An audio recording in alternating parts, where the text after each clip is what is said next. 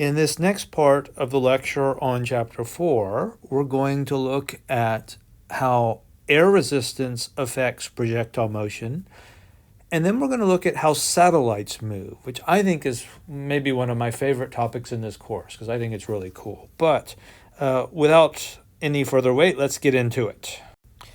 Now, I mentioned in the last video that when you have normal projectile motion, that is, you can consider projectile motion without air resistance, the path is a parabola.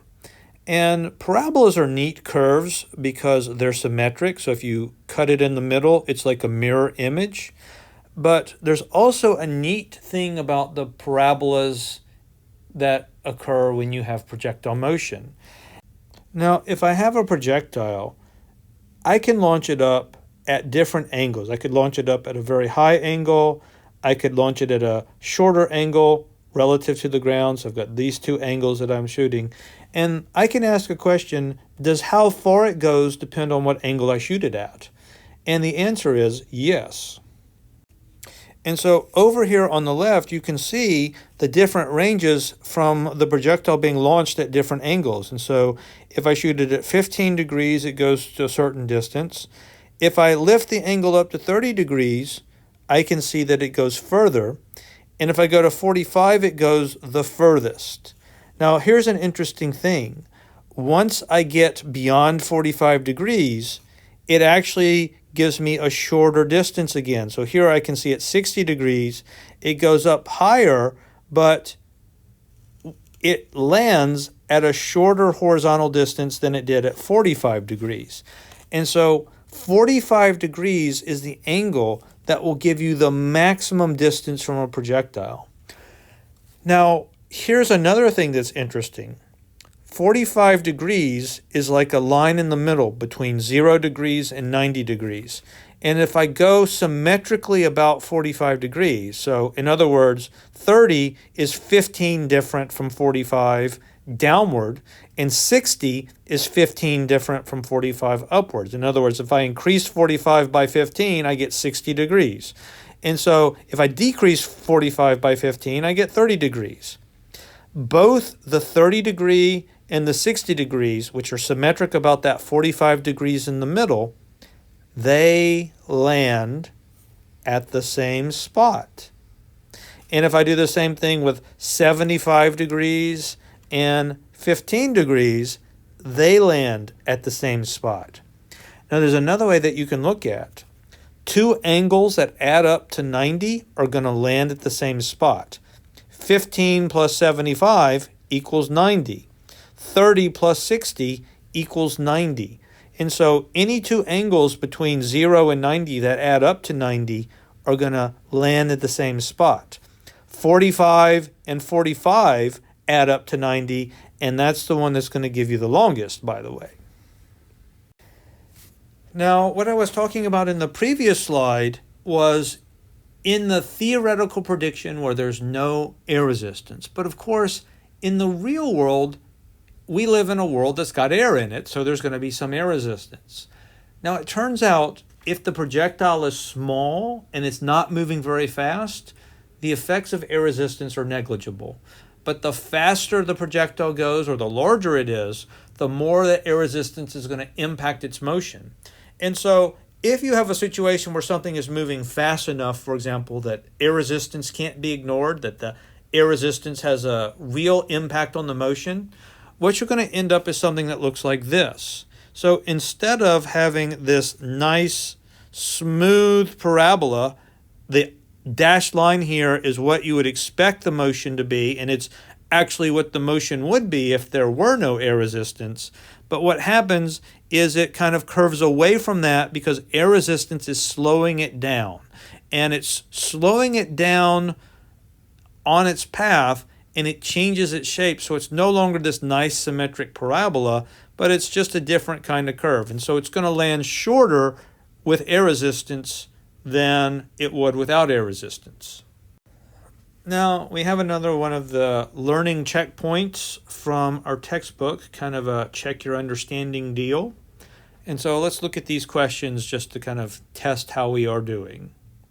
So question number 1 says, a baseball is batted at an angle into the air. Once the ball is airborne and neglecting air resistance, or pretending there's no air resistance, what is the ball's acceleration vertically and what is it horizontally? Now that's a little bit tricky. We know that the ball is accelerating vertically at little g, about 10 meters per second squared downward. So that's the first answer to number 1. We expect that the vertical acceleration is equal to 10 meters per second squared downward, because that's the way gravity pulls it. Now the horizontal acceleration, this one's a little tricky. That's equal to 0. Why? Because if you drop something, which way does gravity pull it? It pulls it down. It accelerates it down. Does gravity accelerate things left to right? Horizontally? Not at all.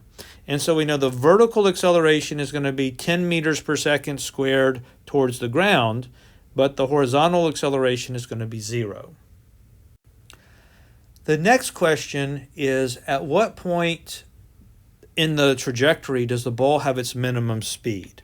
And so we know if there's no air resistance, we're going to get a nice parabolic shape, this nice symmetric curve. And again, if you don't know what a parabola is, don't worry about it. It's just a special curve shape that's symmetric, and there's actually an equation that can describe it, but we don't have to worry about that. We just need to know just kind of what it looks like and the fact that it's symmetric. So we have this is the path.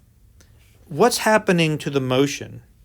Now, as the projectile goes on this path, on the way up, gravity is slowing down its motion.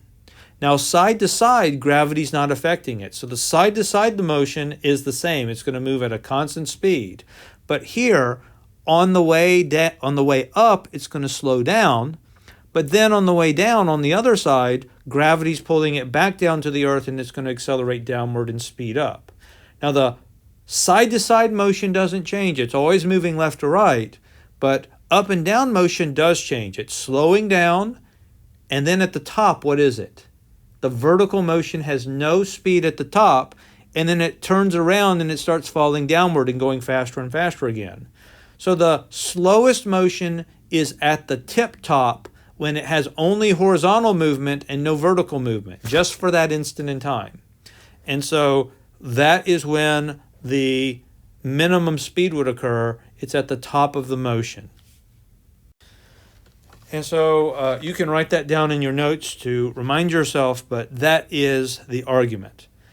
Now the last question says, consider a batted baseball following a parabolic path on a day when the sun is directly overhead. How does the speed of the ball's shadow across the field compare with the ball's horizontal component of velocity? In other words, we've got the sun, which is up straight overhead, and the ball is moving along the path of trajectory. But which way is its shadow going to move? Its shadow is going to be on the ground, and it's just going to move left to right. And so we know the left and right motion is steady. It's not changing because there's no air resistance to change it. And so the left to right motion is at a constant speed, but the up and down motion is slowing down on the way up and speeding up on the way down. And so that's how they compare. Now this is a really great question here. What is the approximate time of flight for the cannonball shown in figure 4.23 over here on the right? So if we're looking at the picture, we can see that the cannonball was launched with an upward velocity at kind of an upward angle at 40 meters per second, and then it's 30 meters per second, 20 meters per second, 10 meters per second. We know it's going to be 0 at the top. They didn't write that in, so I'll go ahead and just make a little note that that's 0 meters per second right there at the tip top. And then it's going to be 10 meters per second on the way down. Of course, we know it's speeding up on the way down, 10, 20, 30, 40. Again, this is this nice parabolic shape, parabola. And what do we know about parabolas? We know they're symmetric. And so notice that it's 10 and 10, 20, 20, 30, 30, 40, 40. Now, look at the change. What's the change in velocity from 40 to 30? That's 10 meters per second. What's the change in velocity from 30 to 20? That's 10. 10 to 0 is 10. 0 to 10 is 10. All of these velocity changes are by 10 meters per second. Wait a minute. That's what little g is, right? Little g tells us that the velocity is going to change 10 meters per second every second. So how many seconds has this guy been in flight? Well, it's launched at time equal to 0. At 1 second, the velocity is changed by 10. At 2 seconds, the velocity is changed by another 10. And so we can just count up the velocity changes. 1, 2, 3, 4 at the top, 5, 6, 7, 8. That means it's 8 seconds for the ball to go all the way up and come all the way down. And so the answer should be 8 seconds. And hopefully that makes sense. In this next slide, we're going to look at satellite motion, which is a really cool topic. If you understand it, I think it's really neat, and it's a great application of the things we've been talking about. But before I talk about satellites, let me ask a different question. We're going to find this question useful later on. How far does something fall in 1 second? If it's thrown horizontally or if it's just dropped from rest, how far will it fall in 1 second? Do you remember the formula? We know that the distance is equal to 1/2 gt squared. And so how far it falls in 1 second is going to be 1/2 times 10 meters per second squared times 1 second squared. And of course, you probably remember that if you square 1, you get 1 because 1 times 1 is just 1. And then 1/2 10 meters per second squared, that gives me 5. So 5 meters per second squared times second squared leaves me with a distance of 5 meters. And so that's how far something will fall in 1 second, 5 meters.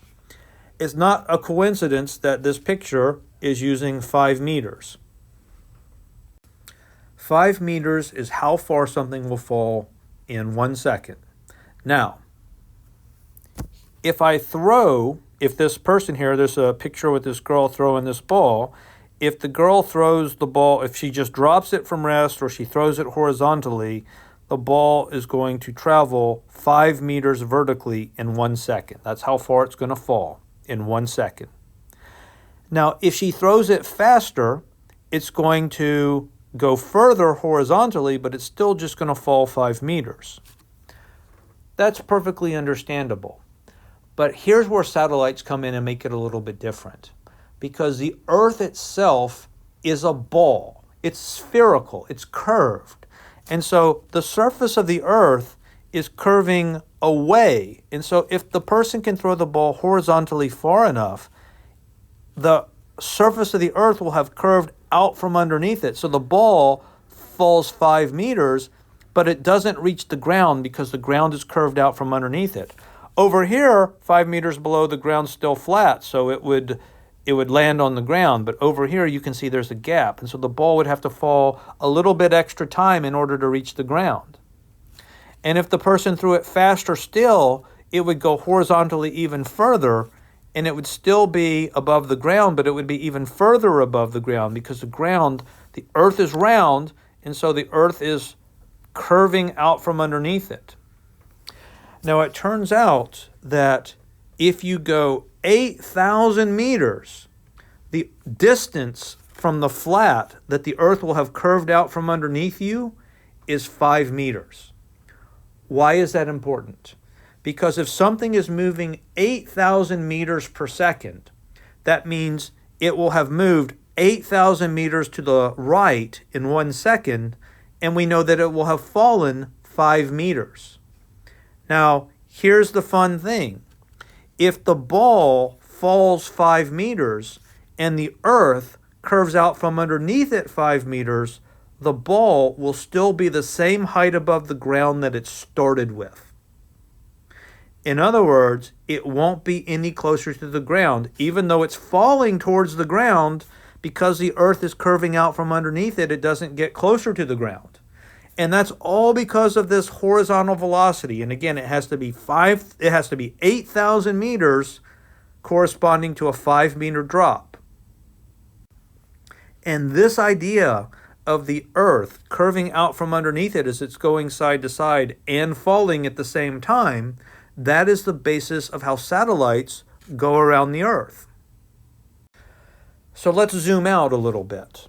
We have a cannon shooting horizontally, and so if it's shot at a low velocity, it's going to follow this nice parabola and land on the Earth. If it's shot a little further, it's going to curve a little bit differently. But if it's going fast enough, it's going to fall 5 meters every second, but the Earth is going to curve out from underneath it 5 meters every second, so it's going to basically keep a nice spherical shape, and it'll keep the same height above the Earth the whole way through. Now, if you actually go faster than that, it'll follow another kind of a curve called an ellipse. And an ellipse is a special mathematical curve, but it's kind of like a circle, just a circle that's smushed out. But here's the takeaway. When you have a projectile that's going fast enough, or a satellite that's going fast enough, it's going to go all the way around the Earth. Gravity's still pulling it towards the center of the Earth. It's falling towards the center of the Earth, but because of its horizontal motion, it's falling and it just keeps missing. And so it'll keep the same height above the Earth, or it'll keep this elliptical curve, but it'll keep going around the Earth, falling towards the center of the Earth, but never actually getting there. And that is how satellites work. Isn't that cool? I hope that I've been clear and that you understand what I'm saying, because to me, that's just darned cool. And that's what we mean when we say satellite motion is falling motion. You might have heard the story that Isaac Newton was sitting under an apple tree and an apple fell on his head and he discovered gravity. People are like, what the heck does that mean? What does it mean that he discovered gravity? Nobody saw an apple fall before? What Newton was thinking about was not the apple, but the motion of the moon around the Earth. And when the apple fell on his head, he made a connection. He had a moment of insight when he recognized that the force of gravity pulling the apple straight down had to be the same force of gravity keeping the moon around the Earth. And he was the one that was able to figure out how this satellite motion works, because, as we now know, it's moving towards the center of the Earth, it's falling down, but it's got this horizontal motion, and the Earth is curving out from underneath it, so it just keeps on missing. And that is just cool. Now, I mentioned in the previous slide that a lot of orbits can, if the thing is going fast enough, it's going faster than that 8,000, it'll actually, instead of going in a circle, it'll go in an ellipse. And an ellipse is a special mathematical curve. It's an oval shape, but not all ovals are ellipses. All ellipses are ovals, but not all ovals are ellipses. What makes something an ellipse is that there's a specific mathematical relationship to the curve. Every ellipse has two special points called the focus points. Now, in this image here, I've got an ellipse, and there's a focus point here in green, and there's a focus point there in green. Now, the way an ellipse works is this. Pick a point on the curve of the ellipse. So I've got this point P here, and I'm going to draw a straight line from the focus to the point P, and a straight line from the other focus to the P, and then I'm going to add up the lengths of these two lines. What makes something an ellipse is that for every point on the ellipse, the sum of those two distances is the same number. In other words, if I pick, say, another point on the ellipse, let's say I'm going to pick that point right there, if I draw a line from that focus to that point and from the second focus to that point, you can see that this line is longer than either of those two lines.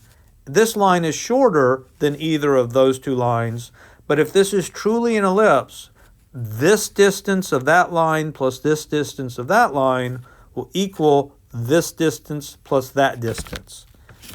And that would be true for any point in the ellipse. If I pick a point here, I could draw that distance plus that distance, and those two distances added together would be the same as all the others added together. So that's what makes something an ellipse. Now, we want to consider the motion in these elliptical orbits because there's a neat feature about them. If something is moving in a circular orbit, it can be moving at a constant speed, but that's not generally going to be true with an elliptical orbit. It's going to be changing its speed as it moves about the path. Now, one way to understand that is to think about something shot straight up. So imagine this is the planet Earth, and you're standing on the surface of the Earth, and you shoot something straight up, and so it's going to go up for a while, gravity's going to pull it back down, and it's going to come back down. We know that on the way up, it's going to slow down, it's going to stop momentarily, and then on the way down, it's going to speed up. That's just how gravity works. So the thing's going to slow down on the way up, and it's going to speed up on the way down. The same kind of thing happens with elliptical orbits. So you can imagine this green dashed line is showing the path of a satellite that's traveling around the planet Earth here. And so as it's going away from the planet Earth, wouldn't necessarily call it up, just its motion is away from the Earth, the Earth's gravity is going to be pulling it back towards the Earth, and so it's going to be slowing down. Now, once it gets to the farthest distance and it reverses direction and starts coming back down, then the gravity is still pulling it towards the Earth, and so it's going to speed up and go faster and faster. And so if you look at the whole orbit, what we can see is it's going to be fastest right here, and it's going to be slowest up there because it's going to be slowing down, slowing down, slowing down. It's at its slowest speed here, and then here gravity's pulling it back, and it's going to go faster and faster and faster, and right there's where it will be fastest. So let's check our understanding here. So here I've got a picture of an orbital motion around a planet, and the question is, at which of the marked positions, A through D, does the satellite have the highest speed and the lowest speed? Well, hopefully you can figure out that A is going to be where it's fastest, and C is where it's going to be slowest. Now, this is the last slide in our lecture on Chapter 4, and I have titled it, Stop the World, I Want to Get Off. That's a bit of a joke. There's actually a very famous play of that name, Stop the World, I Want to Get Off. And this play tells the story of this person's life from when they're born to when they die. And as the play goes through various events in his life, when he gets really, really stressed out, he yells, "Stop the world, I want to get off." And then the whole play stops and he talks to the audience directly. He breaks out of the action of the play and addresses the audience directly. And it was one of the first really famous plays that did that kind of thing. And so it was pretty famous back in the day. But anyway, that's just my little joke. Stop the world, I want to get off, because this slide is all about escape speed. Now, what is escape speed? We know if I launch something, if it's going too slow, it's not going to be a satellite, it's just going to land on the Earth. But if it's going fast enough, it'll make a circular orbit around the Earth. And if I go a little bit faster than that, it'll make an elliptical orbit around the Earth.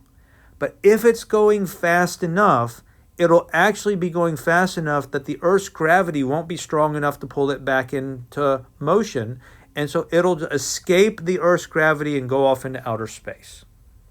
And so what this figure says, if Superman tosses a ball 8 kilometers per second horizontally from the top of a mountain high enough to just be above air resistance, then about 90 minutes later he can turn around and catch it because it's going to go in this nice circular orbit. Tossed slightly faster, it'll take an elliptical orbit and return in a slightly longer time. But if it's tossed more than 11.2 kilometers per second, it escapes the Earth. So 11.2 kilometers per second, that is the escape speed of the Earth. So when you see film footage or movies where there's a rocket ship that's going to go to the moon or go to Mars or go to outer space and it's launched from the Earth, that's how fast it has to be going 11.2 kilometers per second. That's kilometers per second, not kilometers per hour. 11.2 kilometers per second. That's how fast something has to be going to escape the Earth's gravity. But you know what? Even if you escape the Earth's gravity, you won't have escaped the sun, because the sun is really big and it's got lots of gravity. And so if you escape the Earth's gravity, if you're going fast enough, you might go into orbit around the sun, or you might be pulled into the sun and burn up. But you've escaped the Earth, but you haven't escaped the solar system. However, if you are going at 42.5 kilometers per second, that's the speed necessary to escape the sun's gravity, or effectively to escape from our solar system. And incidentally, in the 1970s, which was quite a long time ago, about half a century ago, we launched 2 probes into outer space, the 2 Voyager probes. And just a few years ago, they actually escaped from our solar system. So they are moving in interstellar space, and they're actually still working and sending back data. So those are great experiments that have been going on for a long time, telling us about our solar system and about the universe we live in, which is pretty cool. Anyway, that's the end of this lecture, and so you know what to do. You're going to do your assignments, and then you're going to take your test, and that will end up the last tasks for Chapter 4.